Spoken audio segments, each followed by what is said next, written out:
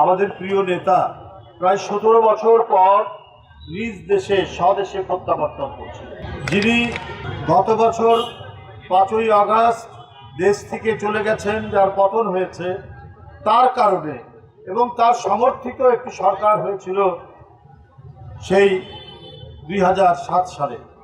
সেটা মঈনুদ্দিন ফখরুদ্দিনের সরকার। সেই সরকার শেখ হাসিনার সরকার, এবং শেখ হাসিনা নিজেই বলেছিলেন তার আন্দোলনের ফসল তারা। বিএনপির এখন যিনি ভারপ্রাপ্ত চেয়ারম্যান, সেই সময় সিনিয়র যুগ্ম মহাসচিব জনাব তারেক রহমানকে গ্রেপ্তার করে বিনা কারণে মিথ্যা মামলায় সাজা দিয়ে শারীরিক নির্যাতন করে, যে নির্যাতনে তাকে কারাগারে এবং এই পিজি হাসপাতালে অবস্থান করতে হয়েছে, তারপরে চিকিৎসার জন্য বিদেশ তিনি যান। বন্ধুরা আমার, এরপরে তিনি যেন দেশে ফিরতে না পারেন, একের পর এক মিথ্যা মামলা দিয়েই গেছে হাসিনা।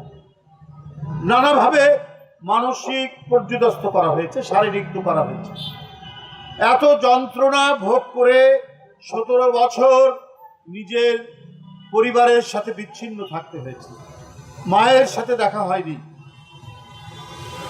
তার আপন ছোট ভাইটি তার লাশ, তার জানাজা পড়তে পারেননি।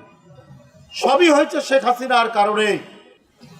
দেশের একটি জনপ্রিয় পরিবার, রাজনৈতিক পরিবার, স্বাধীনতার যিনি ঘোষণা দিয়েছেন, স্বাধীনতা যুদ্ধের নেতৃত্ব দিয়েছেন, আবার এইদিকে দেশনেত্রী বেগম জিয়া গণতন্ত্র পুনরুদ্ধার করেছেন এক নির্ভীক সৈনিকের মতো, সেই পরিবারকে ধ্বংস করার জন্য, পর্যুদস্ত করার জন্য এমন কোনো চক্রান্ত নাই যেটা শেখ হাসিনা, আওয়ামী লীগ এবং তাদের পার্শ্ববর্তী দেশের প্রভুরা চেষ্টা করেন।